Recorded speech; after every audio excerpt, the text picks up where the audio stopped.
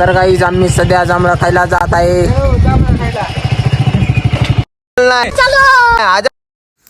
तर राम राम मंडळी, आम्ही जात होतो जांभळं खायला. तुम्हारी अम्मा का ॲक्सिडेंट हो गया. अच्छा साफ. आमच्या गावातले लई आधी चांगले येतं. मग आम्ही निघालो जांभळं खायला. हे शिवपूरचं बसस्टँड आहे. मग आम्ही थोडी स्पीड वाढिलो व्हिडिओची. मग काय गोट्याबाई केसावरती हात फिरवतो. मग आमचा स्टॉप आला होता. आता नंतर स्टॉप आल्यानंतर आम्ही निघालो थेट शेतात जांभळाच्या झाडाकडे. और वो देख 2 दिवसाला पाऊस पडल्यानं चिखल झाला होता रानात. मग आम्ही धुऱ्याने निघालो. धुऱ्यानं एकामागे एक निघाल्यानंतर झाडाखाली आलो. झाडाखाली आल्यानंतर काय स्टार्टिंगला गोट्याबाई जातो म्हणला वरी. मग गोट्याबाई चालत त्याला चढता येत नव्हतं. गेला वरी कसं कसं. गेल्यानंतर मग 2 नंबरला देवाबाईचा नंबर आला. देवाबाई पण चालला कस तरी.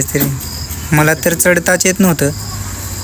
मी मोबाईल खिशात ठेवून देवाबाईंना हात दिला मला. नंतर मग मी गेलो वरी. नंतर मग मी झाडावरती गेलो. गोट्याबाई बी चढत होता वरी. देवाबाईला तर चढताच येत नव्हतं. देवाबाईचा माहीर देवाबाई झाडावरती फिरायला. आता बघा देवाबाई कसं चढतो. 1 नंबर ओपी.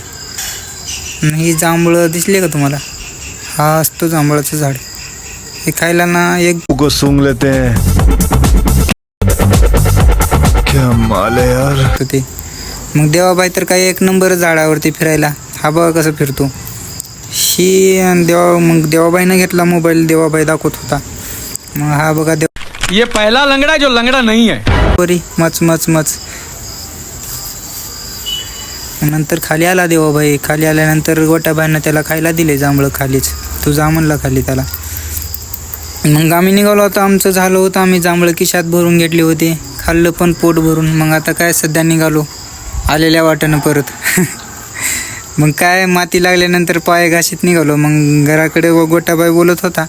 मग हे शिवपूरचं बसस्टँड. मग गेलं की मग वळवळ इकडं.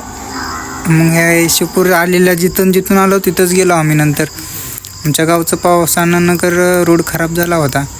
त्याच्यामुळं नकर स्पीड वाढवली. मग सध्या आम्ही मारुतीच्या मंदिरापाशी आलो. मग आमचा स्टॉप एकच ठिकाण बसण्याचं, विठ्ठल रुक्माईचं मंदिर. मग तिथं पण काही माणसं होते म्हणून नंतर ब्लॉग बंद केला मी.